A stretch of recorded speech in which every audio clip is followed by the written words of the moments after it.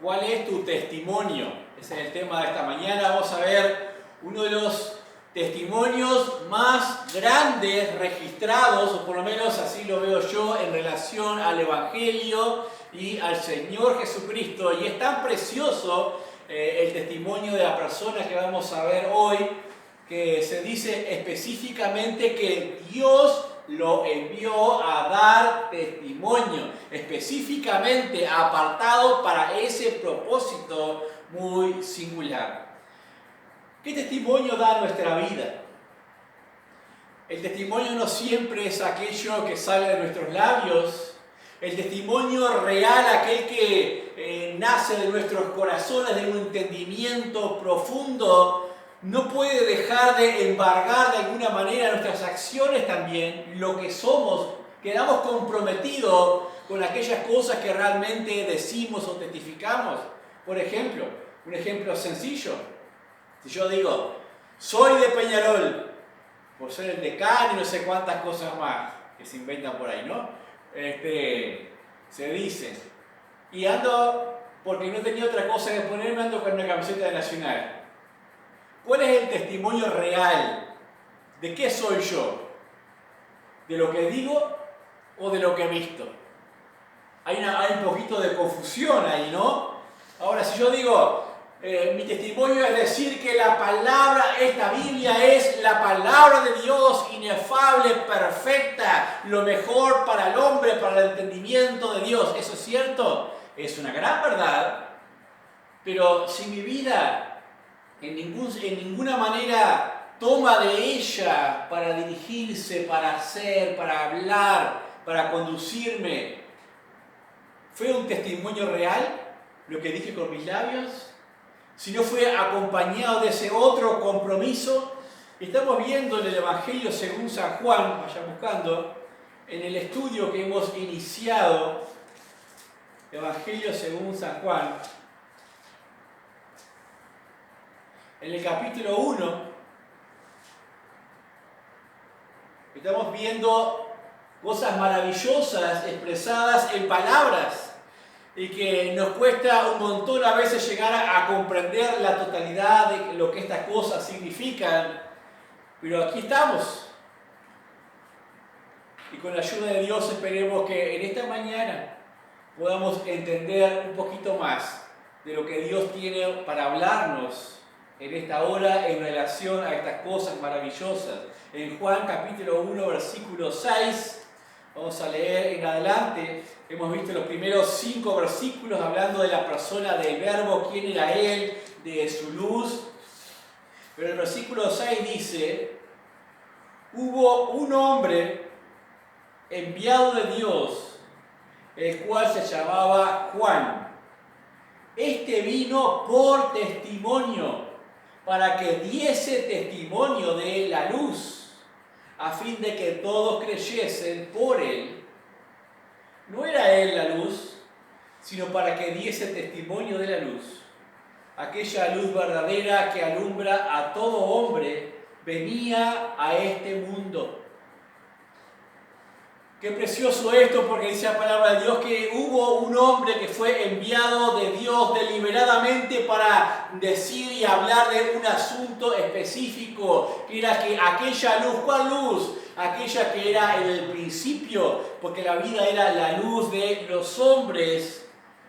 Dice que su vida se debía enfocar solamente a dar testimonio de ella. Ese era el gran propósito de la vida de Juan el Bautista. Tal es así que llegado el momento en el cual el ministerio terrenal del Señor Jesucristo iba a comenzar, a iniciar, fue necesario que Él saliera de escena, no de las mejores maneras, decapitado, pero su gran propósito fue cumplido. No importa cómo, cuándo nos toque partir de este mundo. Lo más importante es que nuestro propósito de dar testimonio de nuestro Señor Jesucristo se haya cumplido de la forma en las cuales no solamente nosotros podemos hacerlo. Hay formas generales, la predicación del Evangelio en un púlpito, en otras formas, pero hay formas particulares que es aquella forma en la cual ese evangelio me ha impactado a mí. Ese es el testimonio que solamente yo puedo dar en relación al Señor Jesucristo. Y esperemos que podamos hacerlo hasta el día que nos toque partir, no importa de la forma que nos toque hacerlo. Aquí Juan es enviado a dar testimonio en un tiempo en el cual había una ceguera general. Cada uno hacía lo que bien le parecía. Unos líderes religiosos estaban apartados del conocimiento de la verdad, seguían así con plataformas religiosas, con sistemas de sacrificio, de adoraciones, pero estaban alejados absolutamente de todo entendimiento de la palabra de Dios. En el versículo 8 dice: no era Él la luz, sino para que diese testimonio de la luz. Es importante que dejara en claro la palabra de Dios esto. Yo me preguntaba, ¿por qué Juan, no Juan el Bautista, sino Juan el escritor, Juan el apóstol, está escribiendo acá, necesita aclarar eso? ¿Por qué necesitaba aclarar en este escrito, o el Espíritu de Dios a través de Juan, no era Él la luz, sino para que diese testimonio de la luz, cuando ya todos los apóstoles y todos los posteriores a Juan, todos sabían eso? Todos los discípulos de Jesús sabían eso, los de la iglesia sabían eso, que Juan no era la luz. ¿Por qué era necesario que quedase establecido y asentado acá en esta palabra?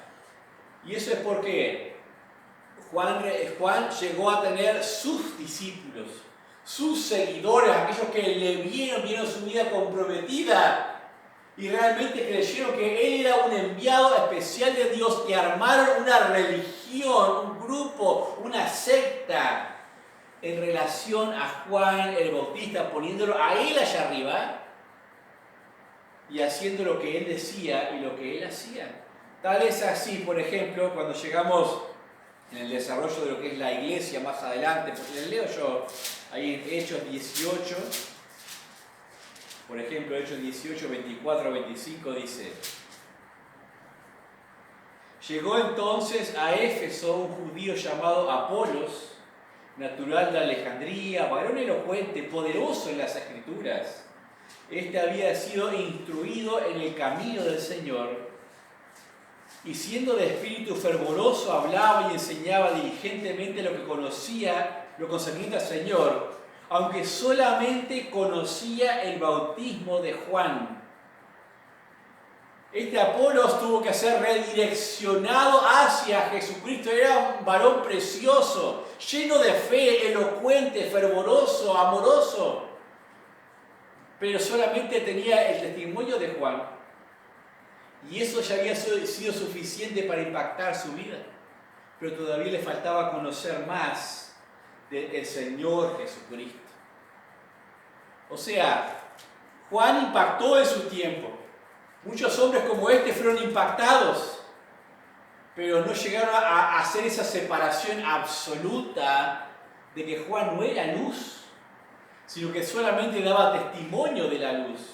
Dice, por ejemplo, ahí también en Hechos 19, el versículo 1 en adelante, dice: aconteció que entre tanto que Apolos estaba en Corinto, Pablo, después de recorrer las regiones superiores, vino a Éfeso, y hallando a ciertos discípulos, les dijo: ¿recibisteis el Espíritu Santo cuando creísteis? Y ellos le dijeron: ni siquiera hemos oído si hay Espíritu Santo. Entonces dijo: ¿en qué pues fuisteis bautizados? Ellos dijeron: en el bautismo de Juan. Dijo Pablo: Juan bautizó con bautismo de arrepentimiento, diciendo al pueblo que creyesen en aquel que vendría después de él, esto es Jesús, el Cristo. Cuando oyeron esto, fueron bautizados en el nombre del Señor Jesús. Fue impresionante su testimonio, pero Juan, el evangelista, debió dejar establecido para que no hubiese ninguna duda en esos grupitos que salieron y después se les perdió el rastro, perdieron la información, que este no era la luz, sino que solamente daba testimonio de la luz. Y ahí tenemos a Juan, el testigo. Es conocido como Juan el Bautista. Claro, porque El testimonio visual que dio en el llamamiento al arrepentimiento, venía arrepentidos y bautícese cada uno en el nombre del Señor, y venía la gente, el pueblo, se llenaba aquel lugar, iban al Jordán y se bautizaban. Por eso fue conocido como Juan el Bautista. Y es más, algunos dicen, los bautistas vienen de Juan el Bautista. Eso es absurdo. Eso es absurdo. Los bautistas no vienen de Juan el Bautista. Vienen de esta iglesia del Señor Jesucristo y de esa comisión que dijo, hacer discípulos, bautizarles en el nombre del Padre, del Hijo y del Espíritu Santo, enseñándoles que guarden todas las cosas. Los bautistas vienen de la iglesia establecida por el Señor Jesucristo, y Juan no es parte de esa iglesia. Juan es anterior a esa iglesia. Es de los amigos del novio, de la esposa, pero no es parte de la esposa, no es parte de la novia, no es parte de la iglesia. Juan el Bautista se le conocía, pero yo le hubiera puesto Juan el fiel testigo. Eso sería un buen nombre, porque dio testimonio real y contundente con su vida apartada, con lo que decía y cómo impactó en la gente. ¿Saben qué? El testimonio es un asunto serio. El testimonio de una persona puede comprometer la vida de otra persona. Un mal testimonio dado en una corte puede hacer que se dicte una sentencia errónea sobre otra persona. Un mal testimonio que escuchamos de fulano, de mengano, puede automáticamente generarnos un juicio bueno o malo sobre esa persona. O sea, el testimonio es un asunto serio. Y vamos a ver qué es lo que realmente contenía ese testimonio. Pero por sobre todas las cosas, un testimonio de verdad tiene que ser acompañado de una vida de verdad. O sea, el compromiso de nuestra vida con aquello que decimos es realmente lo que llega a impactar a la gente, no solamente lo que sale de nuestros labios. No solamente lo que sale de nuestros labios, nuestro compromiso. El compromiso no hará que la gente crea, pero el compromiso hará que la gente preste atención a lo que se dice, al testimonio. Versículo 9 dice: aquella luz verdadera que alumbra a todo hombre venía a este mundo. En el mundo estaba, y el mundo por él fue hecho, pero el mundo no le conoció. A lo suyo vino, y los suyos no le recibieron. Aquí vamos a detenernos un poquito, porque acá dice que aquella luz verdadera. ¿Qué luz verdadera? Cuando leíamos el domingo pasado los versículos primeros de este capítulo, decíamos: en el principio era el verbo era con Dios, el verbo era Dios. El versículo 4 dice: en él estaba la vida, y la vida era la luz de los hombres. Si existe vida, es porque existe Jesús. Si existe naturaleza y cosas creadas, es porque existe Él. Y todo se sostiene y depende de Él. Por eso cuando dice aquella luz verdadera, la que era en el principio, antes de que todo fuese creado, dice: alumbra a todo hombre. Y eso es muy importante, porque hay quienes dicen que el hombre está tan en tinieblas que no hay ningún destello de luz a su alrededor. Por eso le es imposible abrir sus ojos. Pero dice que acá hay una verdad que se pronuncia sin ningún condicionante. Dice: aquella luz verdadera que alumbra a todo hombre venía a este mundo. Y se refiere a que la realidad existencial del hombre, la capacidad que tiene el hombre de amar, de pensar, de los afectos, de las consideraciones de lo bueno, lo correcto, lo incorrecto para su vida, todas estas cosas, aquellos destellos de bondad que vemos en los que no conocen a Dios. Eso es la luz de vida que alumbra a todo hombre y que nadie puede negar de su existencia, que no es igual a la luz de la salvación. Y ahí tenemos que hacer una separación. Hay una luz de vida que es simplemente criatura de Dios, creados por Jesús, a imagen y semejanza de Él. Entonces hay destello de esa luz, de esa vida, de esa existencia, que de alguna manera adquieren conciencia, aunque eso no les puede llevar a Dios ni a los cielos. Es diferente a la luz del Evangelio, en el cual solamente refleja la gloria de Dios en la persona del Señor Jesucristo. Esa luz es diferente. No desmarquen aquí, les voy a leer 2 Corintios capítulo 4. 2 Corintios capítulo 4, versículo 4. Dice, en los cuales el Dios de este siglo cegó el entendimiento de los incrédulos para que no les resplandezca la luz del Evangelio de la gloria de Cristo, el cual es la imagen de Dios. El diablo, ¿qué es lo que pudo cegar? No puede dejar una vida en absoluta oscuridad sin nada de luz porque no habría vida. Porque la vida es la luz de los hombres. ¿Entienden?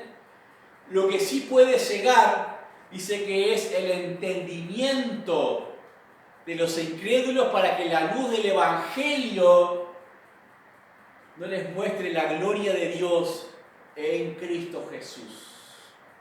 Embotados en sus entendimientos, como lo dice también en Romanos capítulo 1, cuando habla del embotamiento de la mente de los hombres, el cual habiendo conocido a Dios no lo glorificaron como a Dios, sino que se envanecieron en sus razonamientos. Esa es la obra del diablo, cegar el entendimiento, el razonamiento.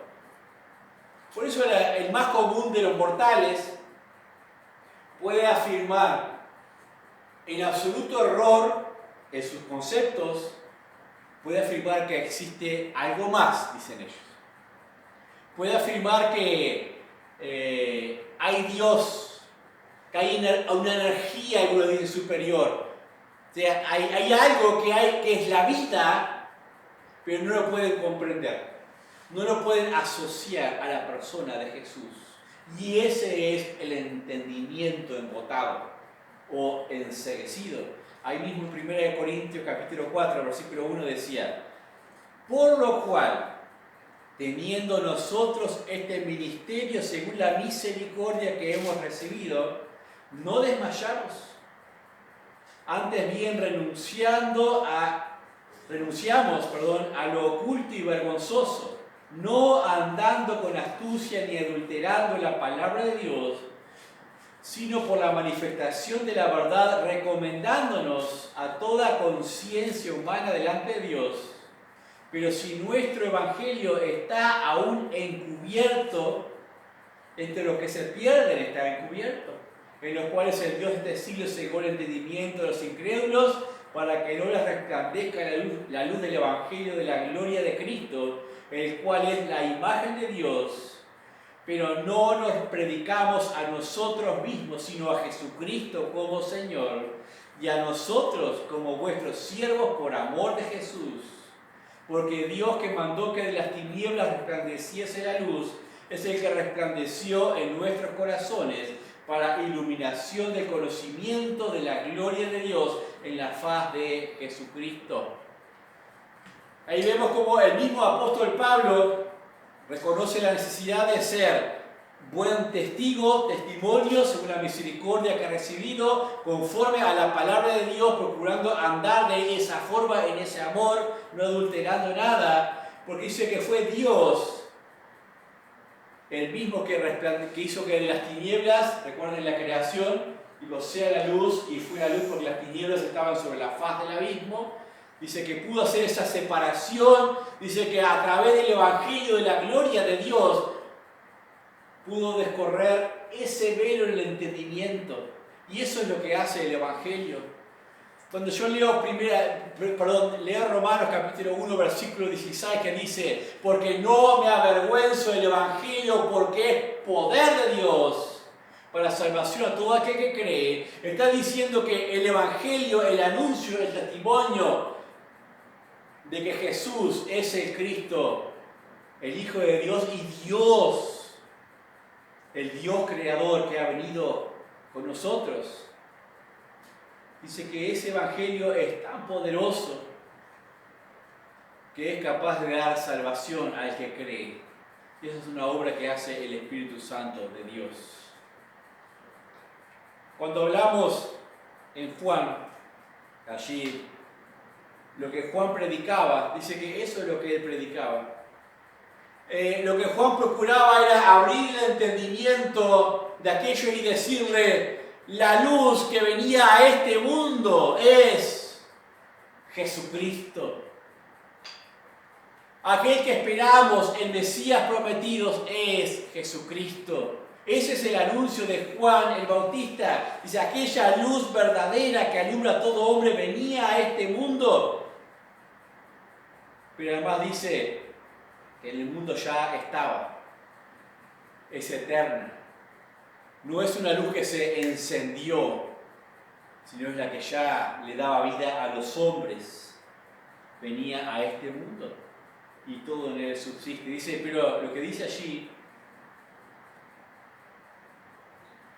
en el mundo estaba y el mundo por él fue hecho, pero el mundo que hizo no le conoció. ¿Eso qué es? Entendimiento. ¿Por qué no le pudo conocer? Porque el diablo cegó el entendimiento de los incrédulos para que no les resplandezca la luz del Evangelio, de la gloria de Dios en Cristo Jesús. El mundo no le conoció. Y hay una diferencia radical entre conocer y recibir. La naturaleza humana, por naturaleza cegada, no va a conocer, no va a querer reconocer que Jesús es el Cristo, es Dios. Se va a negar a eso y no le van a recibir, porque sí nada más. No hay un hombre que pueda sentarse en una silla a meditar sobre toda la historia de la humanidad, de las cosas, y por sí mismo diga, bueno, en realidad voy a conocerle. No puede hacerlo, porque el diablo ya ha cegado el entendimiento de los incrédulos. No es solamente por capacidad mental, no es por el grado de cognitivo que un hombre podrá llegar a conocer al Señor Jesucristo. Y vamos a verlo en el siguiente punto, que dice el versículo 11. A lo suyo vino, y los suyos no le recibieron. ¿Qué significa a lo suyo vino? Es todo lo creado, todo lo que existe. ¿Sí? Él lo creó. Por él y para él fueron hechas todas las cosas. Imagínense, un gran arquitecto construye un edificio que es un palacio con mármoles, granitos, oro, todos los detalles que uno puede imaginarse decorativos, hace todo eso espléndido y hay gente que comienza a habitarlo. Ese hombre, ese arquitecto, dice, bueno, voy a ir a conocer cómo está habitado todo aquello que hice, cómo se desarrolla.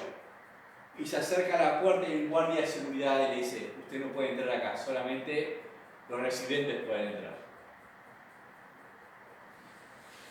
Pero esto fue lo que yo hice, ¿cómo que no puedo entrar a verlo? No, usted no puede, solo esto es de los residentes. Algo así le pasó al Señor Jesucristo, mucho más grave, ¿no? Mucho más grave. El creador de todas las cosas, dice, a lo suyo vino. ¿Y qué hizo el mundo? No le reconoció, no le dio honores, no le dio gloria, no le dio honra, por el contrario, hasta desde su nacimiento vino en las condiciones más humildes, rechazado desde sus orígenes. Interesante. No es lo mismo con el pueblo de Israel, porque dice, y los suyos no le recibieron. ¿Quiénes son los suyos? Ahí no dice que los suyos no le conocieron, sino no le recibieron. Hay una diferencia ahí. Porque los suyos, el pueblo de Israel, sí tenía conocimiento, sí tenía todas las profecías, sí tenía todos los anuncios que les permitirían identificarle perfectamente. ¿Y qué hicieron? No le recibieron. No es porque no le conocieran, sino porque no le querían recibir. Y ahí hay una gran diferencia entre conocer y recibir. Hay gente en el mundo que no conoce a Cristo y no podemos esperar que le reciban si no le conocen. Hasta que la luz del Evangelio no golpee con esa fuerza, y para eso está nuestra vida, nuestra oración, nuestra devoción, nuestra insistencia. Llevarlos delante de Dios, predicarles el Evangelio.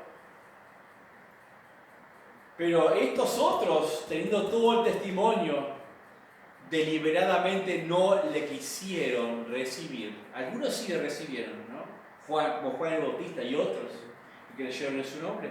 Pero en su mayoría, especialmente cuando dice no le recibieron, se refiere a aquellos líderes religiosos que tenían no solamente el privilegio, sino la responsabilidad de estar atentos, reconocerla, recibirla y anunciarle y decirle este es. Y no lo hicieron. Lo terminó haciendo Juan el Bautista. Un hombre sin letra, pero dotado por este testimonio de parte de Dios. Hay una parábola que nos explica esto en Lucas 20.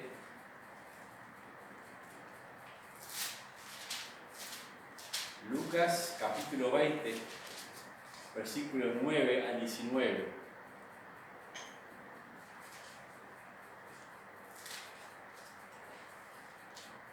Los labradores malvados. Dice, comenzó luego a decir al pueblo esta parábola. Un hombre plantó una viña, la arrendó a labradores y se ausentó por mucho tiempo. Y a su tiempo envió a un siervo a los labradores para que le diesen del fruto de la viña. Pero los labradores le golpearon y le enviaron con las manos vacías. Volvió a enviar a otro siervo, mas ellos a este también golpeado y afrentado lo enviaron con las manos vacías. Volvió a enviar un tercer siervo, mas ellos también a este echaron fuera, herido. Entonces el señor de la viña dijo, ¿qué haré? Enviaré a mi hijo amado. Quizás cuando le vean a él, le tendrán respeto.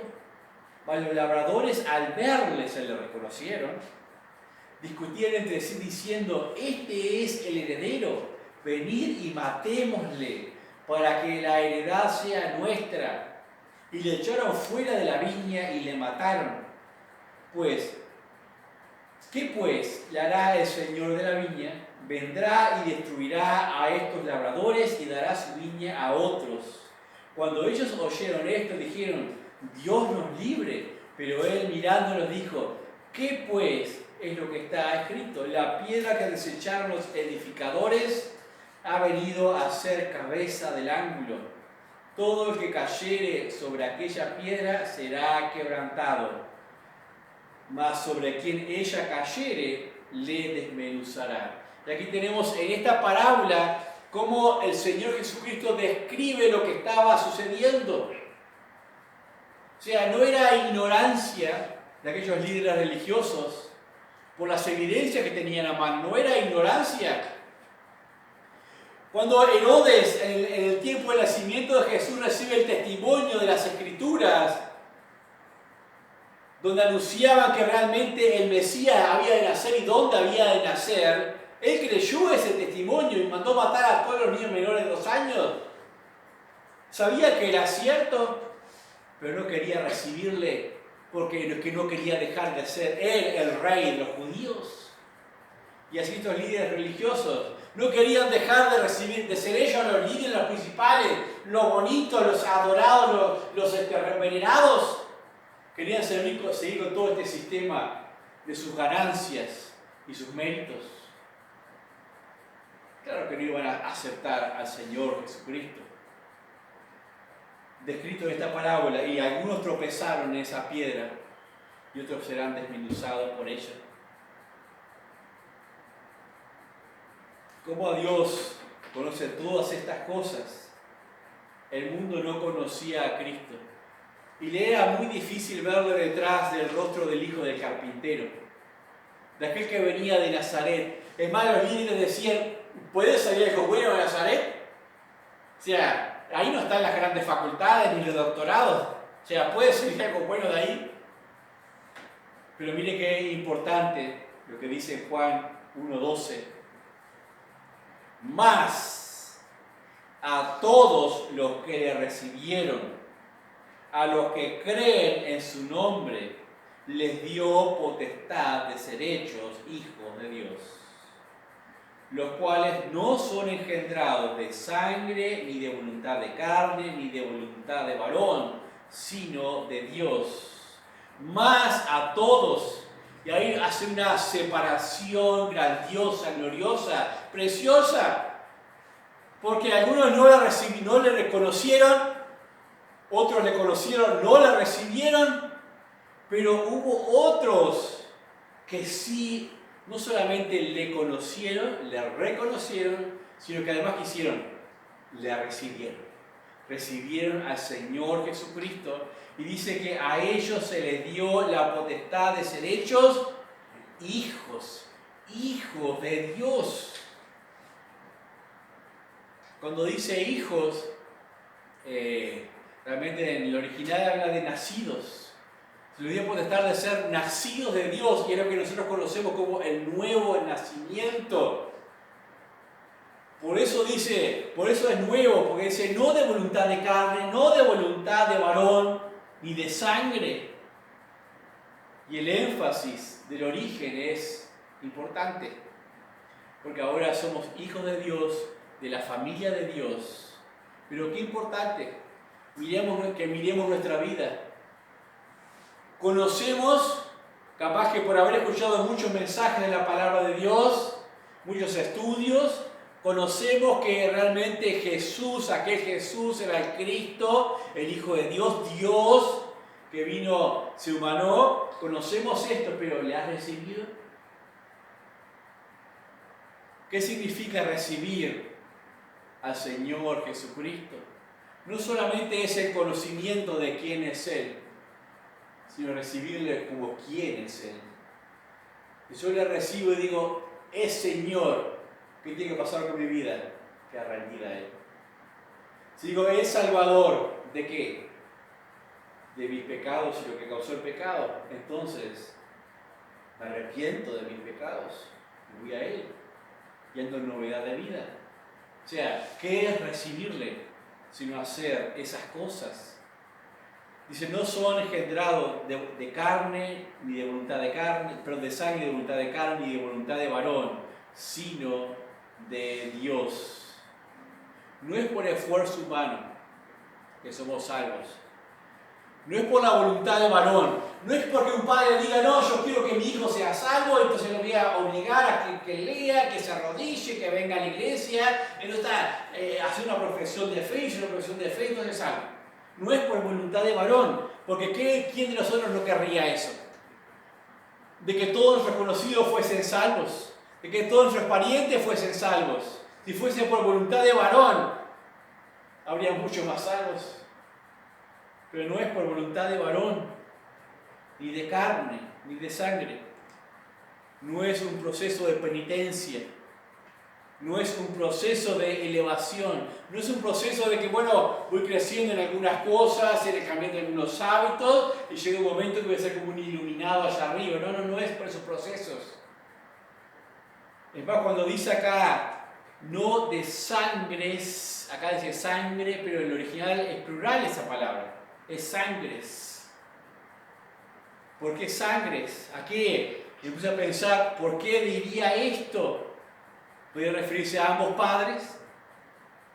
¿No? Podría referirse a linajes, pueblos. El plural ese. Lo que quiere decir es no es algo compartido. no es nada compartido, es una obra que Dios hace a través de la obra del Espíritu Santo en aquellos que reciben al Señor Jesucristo porque han creído en Él. Es una obra de la gracia de Dios preciosa y maravillosa. Todas las cosas son hechas nuevas. El versículo 14 dice: y aquel Verbo fue hecho carne y habitó entre nosotros, y vimos su gloria, gloria como del unigénito del Padre, lleno de gracia y de verdad. Porque dice, y aquel Verbo. Si recordamos el mensaje del domingo pasado, el por qué el escritor utiliza ese término verbo, lo cual era comprendido para griegos y era comprendido para judíos en dos formas diferentes, pero era comprendido en una misma esencia por los dos. O sea, aquel verbo, ¿cuál? En el versículo 1 dice, y en el principio era el verbo. Aquel que era antes de todas las cosas, aquel que creó todas las cosas, aquel que era Dios, aquel verbo, dice, fue hecho carne. No es uno originario, no es un ser creado. Era aquel que era antes de todo lo creado, fue el que se hizo carne. Y esto deja por fuera todas las sectas, a los testigos de Jehová, a los mormones y a todos otros que dicen que solamente Jesús era un iluminado, alguien que había venido la luz de Dios o el Espíritu de Dios sobre él le había tomado. No, todo eso queda descartado, porque el que era antes de todas las cosas, dice Juan, aquel verbo fue hecho carne. Esta declaración sorprendió realmente a judíos y a griegos, a los dos, porque para los griegos recuerdan lo que era el verbo. El verbo era, los griegos tenían sus dioses, ¿no? O sus semidioses de las mitologías, en los cuales o muchas deidades que se venían y se juntaban con los hombres y hacían semidioses, Zeus, Hermes, todos estos eran un orden de dioses que quedaba de todos modos restringido al gran logos para ellos. O sea, el logos realmente era el que ponía orden y existencia a todo. Y cuando Juan dice el logos, el verbo, ¿no?, de griego, está refiriéndose a ese Dios que ni siquiera pudieron nombrar ellos, que da razón de ser a toda su imaginación, a todos esos dioses que se imaginan, el que está por sobre todo, el que creó y ordenó el universo mismo. A ese me refiero yo, dice Juan, a ese logo le decía a los griegos, no un Dios más, no un Dios hombre. Y los judíos, recuerden que para el griego, los griegos tenían un concepto muy bajo de Dios, ¿no? Porque eran tipo semidioses, eran corruptibles, esos semidioses. Por eso le habla del logos más arriba. Y los judíos tenían un concepto muy alto de Dios y decían, jamás ese Dios podrá ser visible entre los hombres, de tan alto que tiene ese concepto. Y Juan les dice a ellos, bueno, recuerden que para el judío la palabra de Dios era Dios. Cuando leíamos el domingo pasado aquellos ejemplos, vino a mí palabra de Dios, en algunos lugares se traducía como vino Dios a mí. La palabra de Dios para ellos era Dios en presencia no visible hablando. La palabra, el logos también, igual, el verbo, ese tan alto, vino. Eso es lo que realmente está diciendo Juan. Aquel verbo fue hecho carne y habitó entre nosotros. La gente no tiene por qué batallar y buscar y matarse buscando a Dios. Hay quienes lo buscan detrás de filosofías, de artilugios, de pensamientos muy elevados. Dios no está tan lejos como para no encontrarle. Lo único que nos separa de encontrar a Dios es nuestro propio pecado. Dios se acercó a nosotros en Cristo Jesús. Solamente tenemos que escuchar a sus testigos, como Juan el Bautista, predicando. Y qué importante es que haya testigos fieles. Dice la palabra de Dios en Romanos, que la fe viene por el oír y el oír de la palabra de Dios.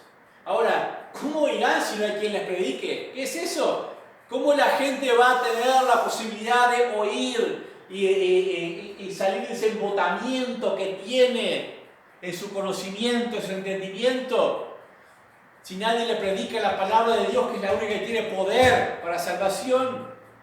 Dice, ¿cómo irán si no hay quien les predique? Si no hay testigos, que no se quede este mundo sin testigos, que no se quede nuestro pueblo, nuestros alrededores sin testigos, estando nosotros todavía con capacidad.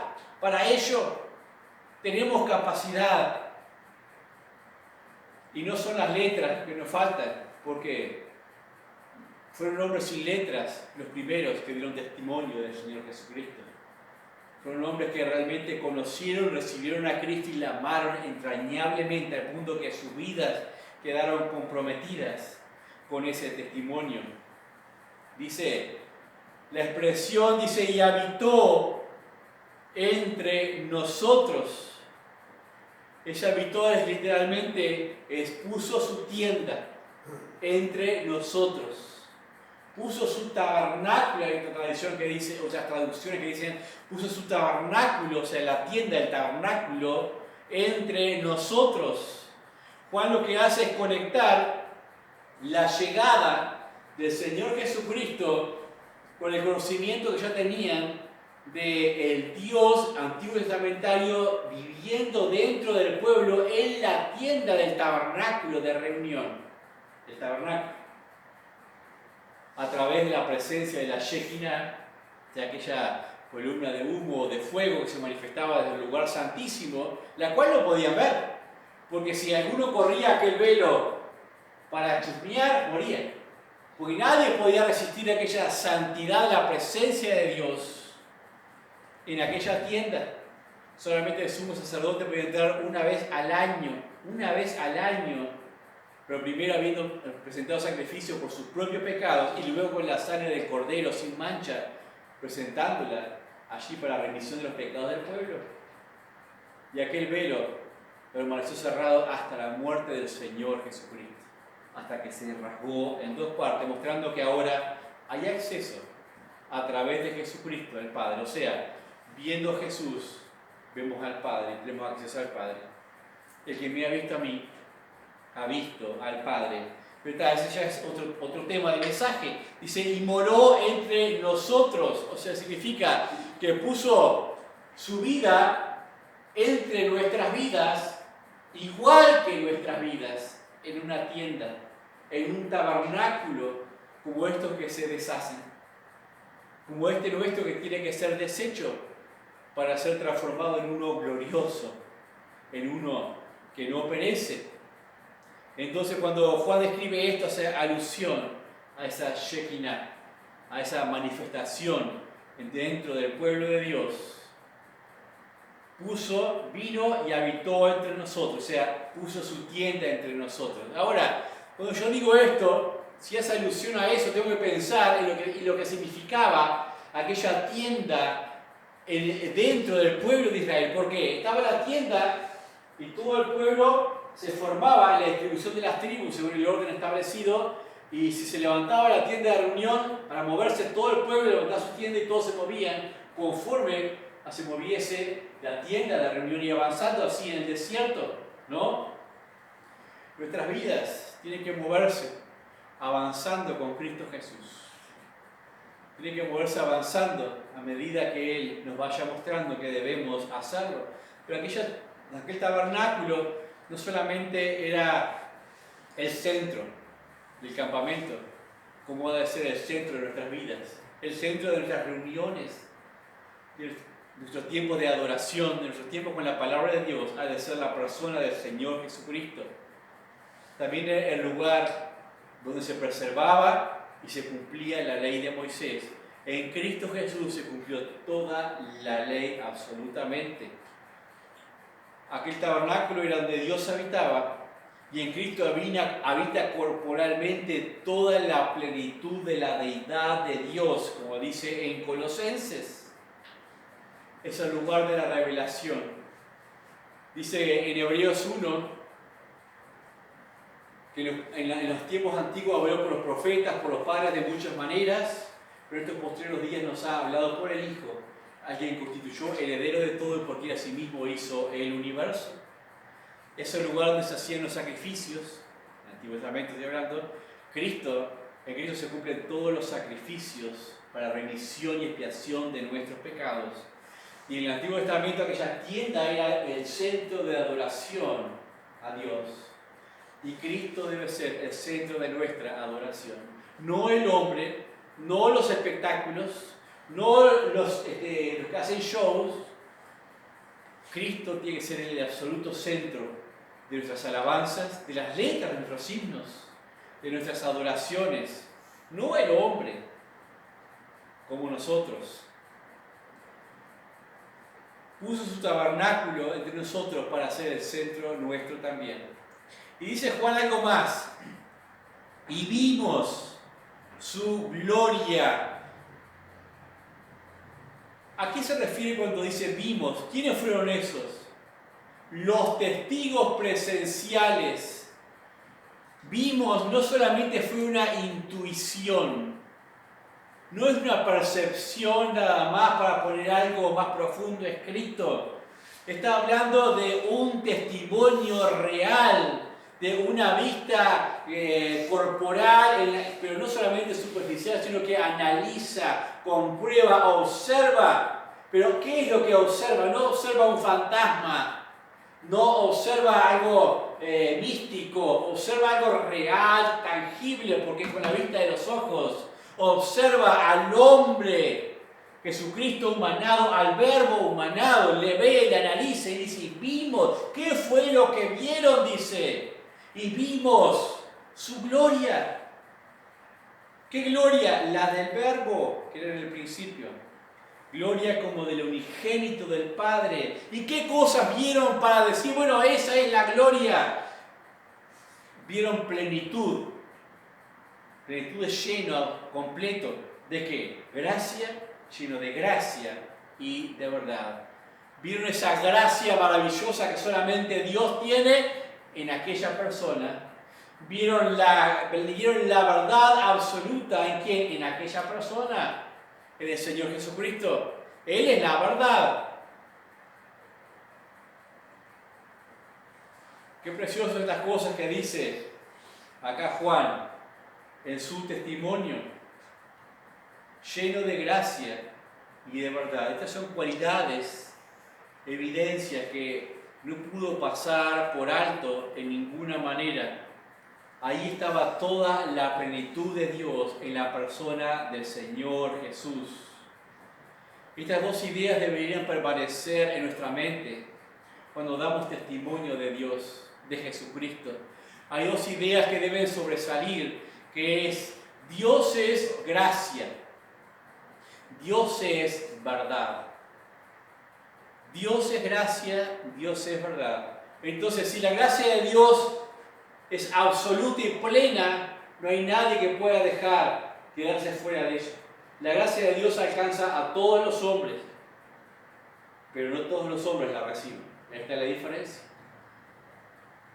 Y nosotros no somos quienes para intentar frenarla. Cuando hablemos del Evangelio de Jesucristo, hablemoslo con confianza. ¿Qué tipo de confianza? De que Dios es gracia. Una gracia de algo que no merece nadie, capaz de cubrir cualquier falta. Dios es gracia. Pero también hablemos de que es verdad. No podemos disminuir los estándares de la verdad. No podemos comprometerlo con mentiras piadosas para que la gente se convenza, para que la gente se haga una ilusión, porque Dios es verdad absoluta y no podemos dejar de decirlo tal cual es. Comprometer el Evangelio es renunciar a un testimonio fiel. Comprometer el Evangelio es tal vez enviar a un montón de gente convencida de que ha creído o ha recibido al infierno. El Evangelio de la gracia de Dios también habla de su justicia y de su santidad. ¿Qué es lo que ves y amas de Jesús? Su gracia, su verdad. Entonces voy a andar en su gracia. O sea, no tanto sujetándome en lo que yo soy, lo miserable, en mis miserias, en mis limitaciones, porque su gracia cubre todas las cosas. Y su verdad es lo más importante. No la falsificación que yo pueda decir para convencer, sino la proclamación justa, de justo. Y por último, para terminar, leemos los últimos versículos de 15 al 18. Dice: Juan dio testimonio de él. Juan el testigo, diría yo, no el bautismo. Y clamó diciendo: Este es de quien yo decía, el que viene después de mí es antes de mí, porque era primero que yo, porque de su plenitud tomamos todos, y gracia sobre gracia. Pues la ley por medio de Moisés fue dada, pero la gracia y la verdad vinieron por medio de Jesucristo. A Dios nadie le vio jamás. El unigénito Hijo que estaba en el seno del Padre, Él le ha dado a conocer. El que viene después de mí es antes de mí, primero creyó. Aquí tenemos la comprensión de Juan de la preexistencia de Jesús. Jesús nació 3 meses después de Juan el Bautista. Eran primos. Pero Juan dice, Él es antes que yo. ¿Por qué tiene que hacer esa aclaración Juan? Porque en la antigüedad estaba el sentido aquel de la prioridad cronológica. El que nace primero tiene mayores privilegios. Significa su prioridad. Y Juan dice, no, Él es antes que yo. Él es antes que todos. Él es en el principio. Qué preciosa humildad que tiene aquí Juan. No es decir, yo nací primero, pero Él tiene la preeminencia. Él era antes, para que no hubiese duda ninguna de la superioridad del Señor Jesucristo. Dice, ¿por qué dice Él? Porque de su plenitud tomamos todo. Yo también, dice Juan. Me ven a mí aquí predicando testimonio de estas cosas tan maravillosas, pero yo no soy la luz. Yo soy uno que me beneficio, que tomo. ¿De qué plenitud? De la plenitud de Dios. Y esa plenitud es tan preciosa que es gracia sobre gracia. ¿Qué significa esa expresión? Que sacamos una capa y ¿qué encontramos abajo? Gracia. Y sacamos otra capa y ¿qué encontramos? Gracia de nuevo. Y lo miro en mi propia vida, en mis fallos, cuando erro. Y voy a la gracia de Dios por el perdón de pecados. ¿Y saben qué encuentro? Gracia. Y vuelvo a caer y vuelvo a ir a la gracia de Dios. ¿Saben qué encuentro? Gracia. Y es gracia sobre gracia. Y eso es precioso. El amor de Dios para con nosotros. Dios es gracia. Y es verdad. Y hallamos en Él gracia sobre gracia. La gracia de Dios no conoce límites. La gracia de Dios no tiene interrupción. La gracia de Dios es absoluta, tremenda. Dice, por la ley, pues la ley por medio de Moisés fue dada. Y aquí le habla a aquellos fariseos y escribas que estaban allí. Pero la gracia y la verdad, las dos cosas, la gracia y la verdad, vinieron por medio de Jesucristo, estableciendo un nuevo orden. Una nueva, diríamos, un nuevo tiempo. El tiempo de la gracia de Dios o el tiempo del Señor Jesucristo. Ya a Dios nadie le vio jamás, pero Jesús es la declaración perfecta de Dios, el Dios invisible. Y Él nos ha dado a conocer al Padre. El que me ha visto a mí, ha visto al Padre. Esto lo explicábamos en aquello anterior, el domingo pasado, que esa imagen no es la corpórea, sino es la expresión que se veía y sobresalía. Absoluta gracia, absoluta verdad, la esencia divina, la plenitud esa es realmente la imagen que se veía en Cristo Jesús. No la del hombre físico, no la del hombre físico. Como dice ahí al final, a Dios nadie le vio jamás. El unigénito Hijo que está en el seno del Padre, Él le ha dado a conocer. Y ahí, solo algo a notar nada más en el original, en el griego, dice a Dios nadie le vio jamás, no hay artículo. ¿Qué significa? Recuerden que hablamos Dios Padre, Dios Hijo, Dios Espíritu Santo, de la Trinidad. O sea, aquí no hay un artículo definido. No dice Dios Padre, no dice Dios Hijo, ni Dios Espíritu Santo. A Dios, el Dios creador, el Dios absoluto. O sea, el verbo era Dios, ese Dios. El trino, dice, a Dios nadie le vio jamás. Dice, el unigénito Hijo que está en el seno del Padre le ha dado a conocer. Conocemos al Dios creador conociendo al Señor Jesucristo. ¿Saben por qué? Porque el verbo era Dios. Porque ese verbo era Dios mismo. Un conocimiento inefable. Le voy a leer un versículo para terminar en 1 de Timoteo 6. 1 de Timoteo capítulo 6.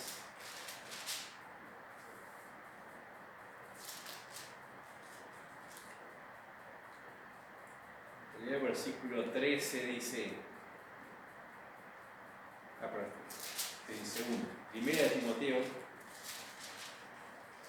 capítulo 6, versículo 13 dice, te mando delante de Dios que da vida a todas las cosas y de Jesucristo. Ese Dios tampoco tiene artículo.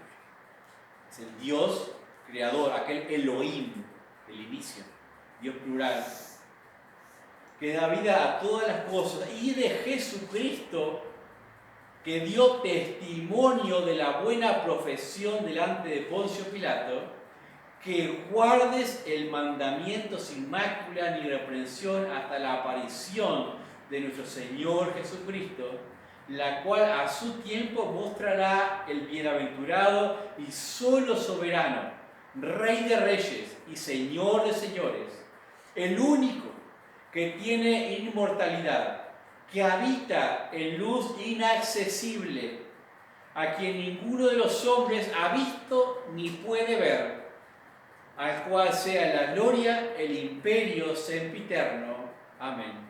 Qué precioso esto que dice Pablo a Timoteo. Dice, ese Dios inaccesible que nadie ha visto, dice que a su tiempo se mostrará soberano, Rey de reyes y Señor de señores, Jesucristo. Jesucristo. Demos testimonio de este Señor, de su gracia, de su verdad. Andemos en la gracia de Dios y conforme a la verdad también. Vamos a orar. Padre, damos gracias en esta hora por tu palabra preciosa, por el entendimiento que tenemos en ella. Padre, permítenos seguir conociendo un poquito más de nuestro maravilloso Señor Jesucristo, amarle más, Señor, rendir nuestras vidas a Él para ser esos testigos fieles que el perdido necesita. Padre, ten misericordia de cada uno, Dios. Ten misericordia de nosotros y abre nuestros labios para que podamos hablar con verdad, con justicia, con juicio, por misericordia, pero de tu gracia que recibe a todos los pecadores. Padre, te pido estas cosas en el nombre del Señor Jesús. Amén. Amén.